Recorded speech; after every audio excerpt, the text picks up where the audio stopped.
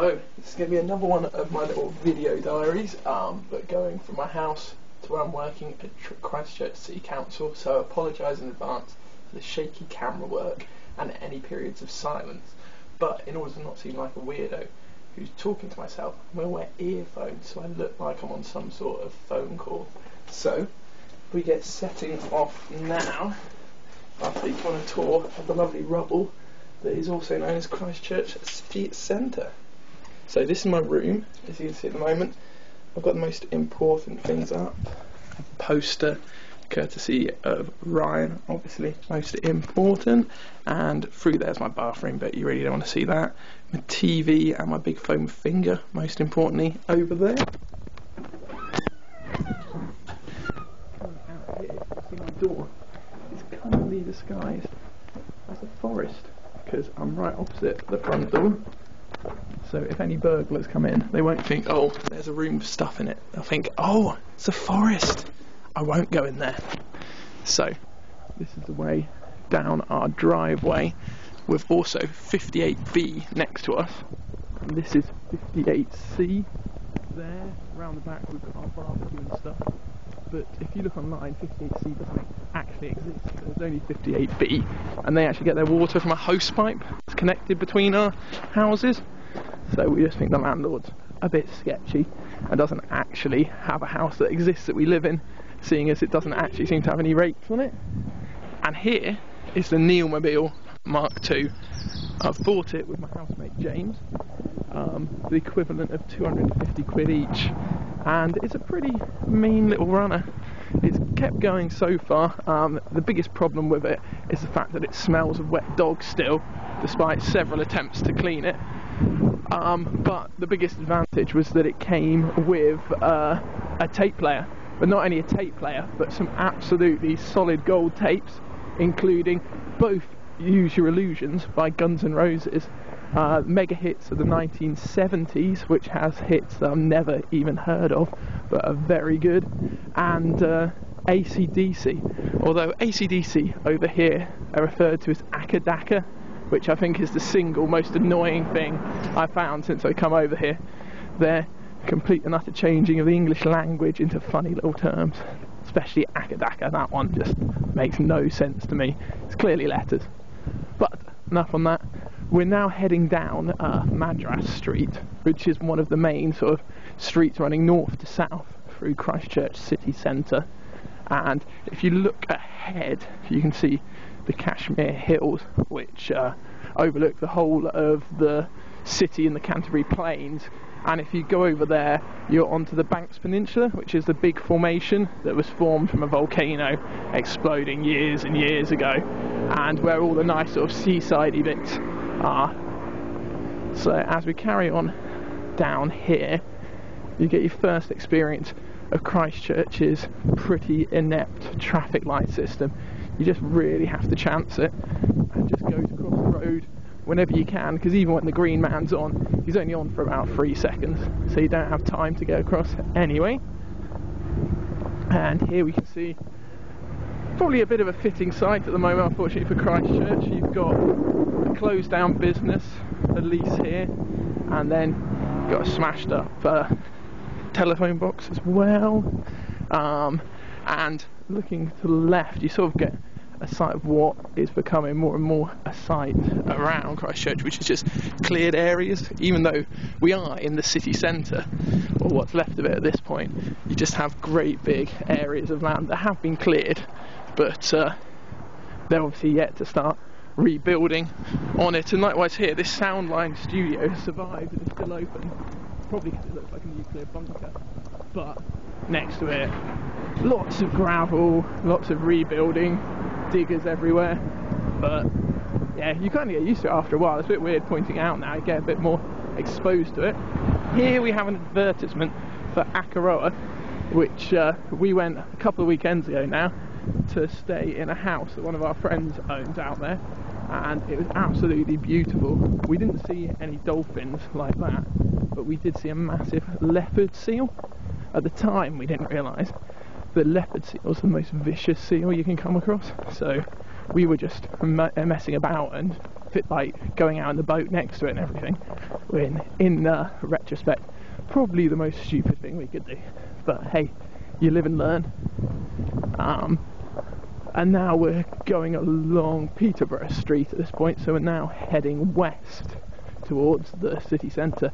I live on the northeast side of town and the council is on the west side of town, but the quickest way to get there would be to go sort of southwest, obviously, but you can't go southwest because, as you'll start to see, there's just lots of cranes and the entire central business district is no-go, has been red zoned.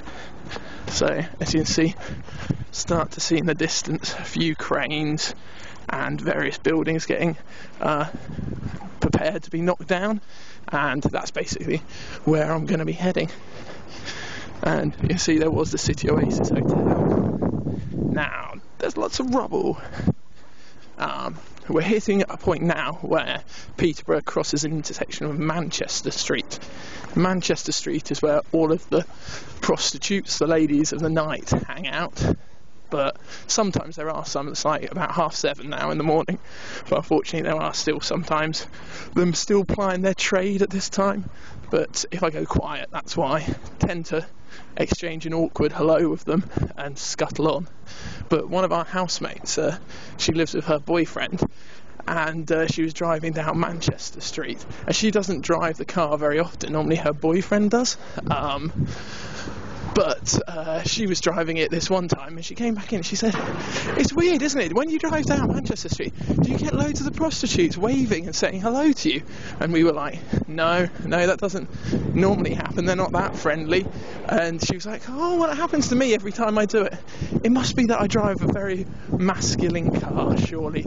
And we're all just like, or maybe your boyfriend waves to them, or more. But who's to know? Pure speculation. There's a bit of a rebuild going over there. One of the new properties popping up. And now we're heading just to the north of the red zoned area. So as you can see here, lots of nice fences walling everything off. And that's, I don't know if you'll be able to hear this on the video, but there's the familiar clunk of cranes knocking stuff down. Not a noise I was really used to before, but now it's going pretty much from 7 till 7 most days. You see it's the Ernst & Young building, one of those coming down now, but you have a few bigger ones coming down as well. I think if you look here, this is sort of a regular Christchurch pavement. You sort of forget it when you're walking them every day, but it just completely and utterly undulates, completely smashed up, just up and down. And one of the few cities I know that actually advises women not to wear high heels at any point, because there's been so many incidents of sprained and broken ankles. So, a bit odd. There's a plane taking off. One thing about New Zealand is, because it is pretty small, but incredibly hilly, and with the world's smallest little roads that are so windy, that if you're going to another city, unless it's really nearby, like a normal city in Towns End, you tend to fly everywhere. So it's pretty cool that most Mondays I hop on a plane if I'm going anywhere other than Christchurch, which I still enjoy the thrill of. Makes me feel like a bit of a fancy there. So now we're approaching actually near the motel where I first stayed when I came over, and motels in New Zealand are really similar. Like you go all around the South Island, and they're all, you could just be in the same one time and time again. And on the first morning, obviously, I'd flown 30 hours to arrive here. I was a bit out of it. Got taken out to buy some food by the person who picked me up from the airport, and I was quite spaced out. Came back, and you can see maybe just in the distance up there, there's two motels. City Point on Colombo and Colombo in the city. So that's City Point in Colombo and Colombo in the city. Very similar names, I got dropped off with all my shopping, went to my room, and the door was wide open and it was completely empty. Well, none of my stuff was there, and it also stank of smoke, and I was like, oh no, I've lost all my stuff within half an hour of arriving on the other side of the world. But what actually happened was I'd gone to the wrong hotel. They're next to each other, and they look so similar, it took me about 5 minutes to work out the difference. But every single hotel I've been to since is exactly the same as well, just faceless and boring. But the Kiwis seem to like them and are always quite happy to sit in them for hours, whereas I'm much keener to go and explore the local areas, see what's going on. And as it's heading into summer now, it'll be a much better time to do it. As you can see on the left, some more general ruins. And coming up along here is a little space where, after a night out, we were walking back home and we saw 3 bogans, who are the equivalent of sort of chows in the UK, but a bit more crunchy pumpkin, having a fight in the street here, and one of them was recording on their phone, beckoned us over to watch, which wasn't very nice, but then the one who was losing got angry and started following us down the street, which thankfully was all any fight was averted by the universal pinky shake, which managed to defuse the situation, and we all went home in one piece, apart from him, because he had already had his face smashed up, but that wasn't our point, not our fault at all. We're now getting to the point of Durham Street, which is another one of the big north-south roads in the city, and where I can actually head left for the first time. All this time previously I would have wanted to have gone left, but not been able to because of the